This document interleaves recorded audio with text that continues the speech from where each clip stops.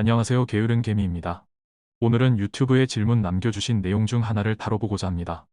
연금저축펀드와 IRP 계좌의 자금을 나중에 노후의 연금으로 수령할 때 원금은 그대로 두고 배당금만 인출하여 생활하고 싶은데 이게 가능한지에 대한 질문입니다.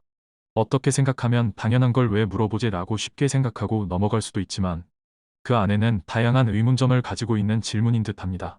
이 질문에 대해 한번 세부적으로 파고 들어가 본 다음에 우리는 어떻게 준비하는 게 좋은가에 대해서 말씀드리겠습니다.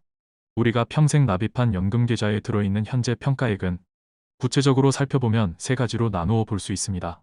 매년 세액공제를 받기 위해 매년 최대 900만 원까지 납입한 원금이 있을 것이고 연간 900만 원 세액공제 한도를 초과하여 연간 납입 한도인 1,800만 원 한도 내에서 납입한 원금이 있을 것입니다. 만약 매년 연간 납입 한도인 1,800만 원을 납입했다면 세액공제 받은 원금은 매년 900만 원씩 쌓였을 것이고 나머지 900만 원씩은 세액공제를 받지 않은 원금으로 쌓여 있을 것입니다. 그리고 이 두 원금으로부터 그동안 발생한 수익금이 있을 것입니다. 배당 ETF를 매도 없이 계속 매수만 해왔다면 이 수익금의 대부분은 그동안 받은 배당금이 차지하고 있을 것입니다.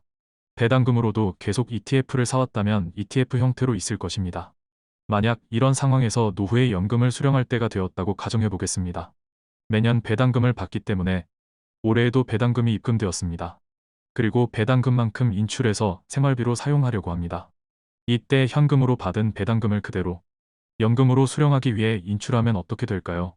내가 배당금으로 받은 현금을 그대로 인출하면 계좌에서는 세액공제를 받지 않은 원금에서 인출된 것으로 인식합니다. 그렇다고 받은 배당금으로 ETF를 사고 세액공제 받지 않은 원금으로 그동안 샀던 ETF를 팔고 나서 그 현금을 연금으로 받는 것은 아닙니다. 배당금으로 받은 현금을 인출하면 세액공제를 받지 않은 원금이 인출된 것으로만 인식하는 것입니다. 즉, 배당금을 그대로 인출하면 되는 것이지 ETF를 거래할 필요는 없습니다. 이때 세액공제를 받지 않은 원금 부분이 인출될 때에는 세금도 없고 금액 제한도 없고 나이 제한도 모두 없습니다. 배당을 받았는데 15.4%의 배당소득세도 없고 연금소득세도 없이 그냥 전체 금액이 인출되는 셈입니다. 세액공제받지 않은 원금이 소진될 때까지는 1년에 1,200만 원의 한도도 적용되지 않습니다. 한 번에 5천만 원을 인출해도 세금은 전혀 없습니다. 나이 제한도 없어서 55세 이전에도 세금 없이 인출이 가능합니다. 세액공제라는 세제 혜택을 받은 것이 없기 때문에 인출할 때에도 아무 제한이 없는 것입니다. 세액공제 받지 않은 원금 부분이 모두 소진된 이후에는 어떻게 될까요? 배당금을 받았고 다시 이 배당금을 인출한다면 이제는 세액공제 받은 원금이 인출된 것으로 인식됩니다. 이때부터는 세액공제라는 혜택을 받았기 때문에 세금과 여러 가지 제한이 생깁니다. 세액공제를 받은 원금 부분이 모두 소진되고 수익금이 인출될 때에도 마찬가지입니다. 국가에서 세액공제라는 혜택을 주었으니 연금으로 탈 때 세금도 조금 내고 조금씩 나누어서 오래오래 탔어서 노후 빈곤 문제로 나라에 부담이 되지 말아라는 뜻이겠죠. 이때부터는 연간 1,200만 원 이내로 인출해서 사용해야 저율의 연금소득세를 납부할 수 있습니다.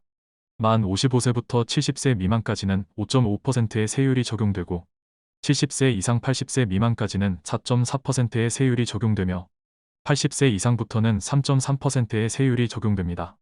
연간 1,200만 원인 한도를 초과해서 인출하면 종합과세를 하던지 16.5%의 기타 소득세를 납부하던지 선택해야 합니다.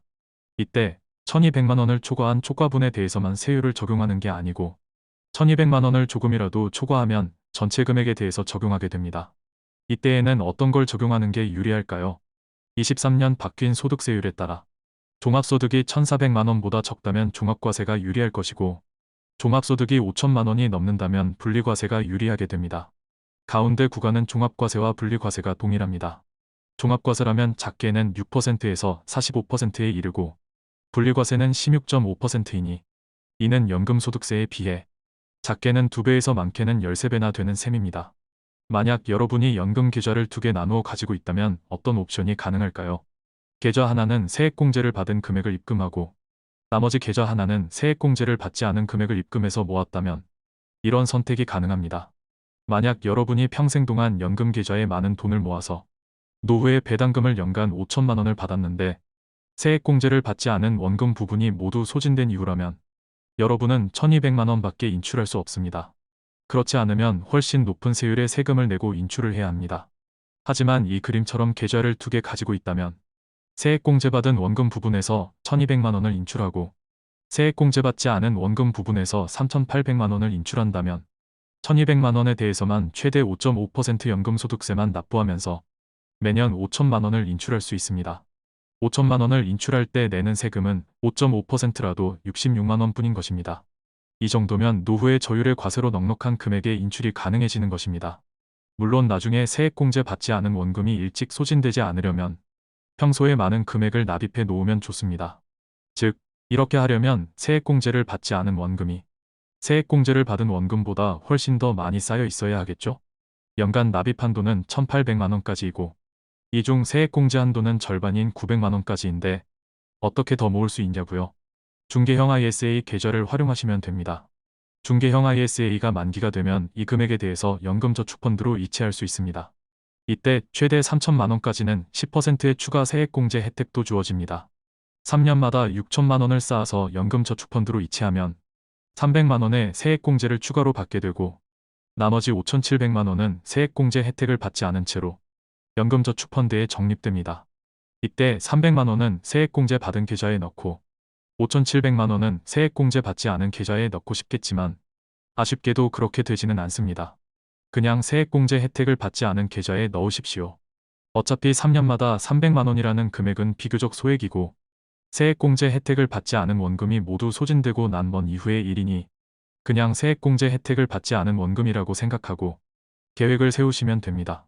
중개형 ISA 계좌를 활용하여 연금저축펀드에 넘기는 것과 관련해서는 너무 많은 팁들이 있는 관계로 이 영상에서는 생략하겠습니다. 중개형 ISA와 관련된 다른 제 영상들을 찾아보시면 도움이 되실 것입니다. 이런 식으로 노후의 연금으로 타는 금액에 대해서는 연간 얼마를 타 쓰더라도 금융소득 종합과세 대상에서 제외할 수 있고 건강보험료에도 전혀 영향을 주지 않습니다. 국민연금이나 공무원연금의 경우에는 종합소득세 대상이면서 건강보험료에도 50%가 반영되는 것과 비교하면 연금저축과 같은 사적연금에는 아주 큰 메리트가 있는 셈입니다. 법이 바뀌면 어떠하냐고요? 오히려 정부는 최근까지도 사적연금의 혜택을 계속해서 늘려주고 있습니다. 23년부터 세액공제 대상을 700만 원에서 900만 원으로 늘려주었고 1,200만 원 이상 연금을 수령할 때 무조건 종합과세로 넘어가던 것을 연금을 1,200만 원 넘게 수령하더라도 분리과세를 선택할 수 있도록 완화시켜주는 것들을 보면 알 수 있습니다. 정부도 노인 빈곤 문제가 앞으로 심각해질 것으로 예측되기 때문에 신중한 태도를 보이는 것입니다. 물론 향후에는 사적연금에도 건강보험료가 부과될 수도 있습니다. 하지만 최소한 공적연금보다는 더 안 좋아질 수는 없다고 생각합니다.